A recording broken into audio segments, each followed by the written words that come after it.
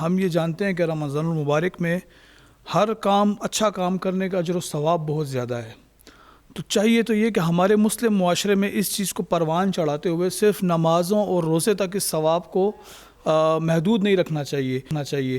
Western world میں آپ دیکھ لیں کہ انہوں نے اسلام سے چیزیں اخذ کر کے اور اپنے معاشرے میں لے کر آئے ہیں کہ ہم اچھی عادات سیکھیں. جس طرح صفائی کی عادت اسلام نے بتایا کہ آپ صفائی اور طہارت رکھیں تو وہ اس پہ عمل پیرا ہیں. اسی طرح انہوں نے اپنے لوگوں کو جو ہے وہ ایک فیسلٹی دی ہے کہ آپ لوگوں کو فائدہ دیں زیادہ سے زیادہ.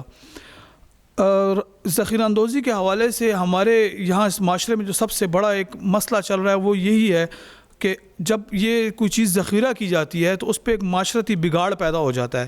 یعنی اب ایک بندے کو پتہ ہے کہ رمضان آ رہا ہے اور اس کے پاس انویسٹمنٹ پڑی ہے تو وہ 2-3 ماہ پہلے اجناس خرید کے اپنے پاس رکھ لیتا ہے اور اس کے ریٹ بڑھنے کا یا مصنوعی مہنگائی کا جو ہے وہ ایک ذریعہ بن کے لوگوں تک اس کو مہنگا پہنچایا جاتا ہے. مسلم شریف میں حدیث نمبر 4122 اور 123 ہے. حضرت معمر بن عبداللہ رضی اللہ تعالیٰ عنہ سے روایت ہے کہ سرکار دو عالم صلی اللہ علیہ وآلہ وسلم نے ارشاد فرمایا کہ جس نے ذخیرہ اندوزی کی وہ گناہگار ٹھہرا. اب آپ سوچیں کہ جس کو سرکار گناہگار ڈکلیئر کر رہے ہیں اس کی کیا اہمیت ہوگی, کیا حیثیت ہوگی. اور ایک جگہ پہ فرمایا کہ گناہگار کے علاوہ کوئی شخص ذخیرہ اندوزی کر ہی نہیں سکتا. یعنی کہ حضور نے فرمایا کہ یہ اس اللہ اور اس کے رسول کے نافرمان بندے کا کام ہے کہ جس نے اللہ اور اس کے رسول کی نافرمانی کی اور وہی ذخیرہ اندوزی کا ایک موجب بنے گا. سنن ابو داؤد میں ہے کہ اس میں احتکار کا لفظ استعمال ہوا ہے ذخیرہ اندوزی کے لیے.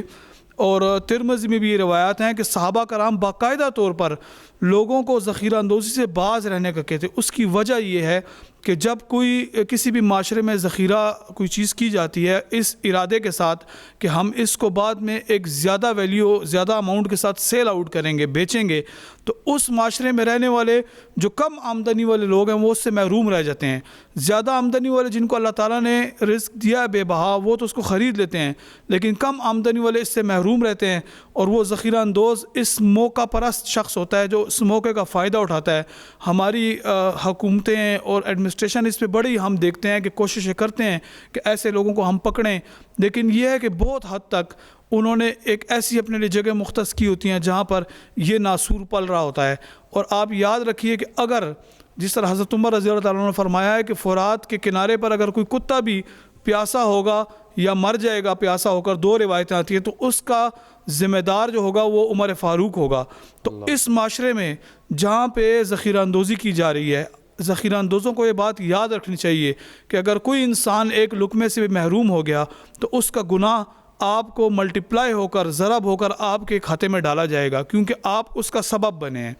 اور دوسرا ایک چیز ہوتی ہے, اکثر لوگوں کو کنفیوژن ہے کہ گھر میں کچھ لوگ 1 مہینے کا راشن خرید کے رکھ لیتے ہیں تو وہ چیز ذخیرہ اندوزی میں نہیں آتی کیونکہ وہ آپ اپنی آسانی کے لیے کرتے ہیں کہ آپ سے مطلب بار بار بازار جانے میں مسائل ہوتے ہیں یا آپ مصروف ہوتے ہیں تو وہ ذخیرہ اندوزی میں نہیں آتا. لیکن لوگوں پہ مہنگی چیز بیچنے کے غرض سے اس کو رکھنا یہ جہنم کے عذاب کو اپنے لیے دعوت دینا ہے.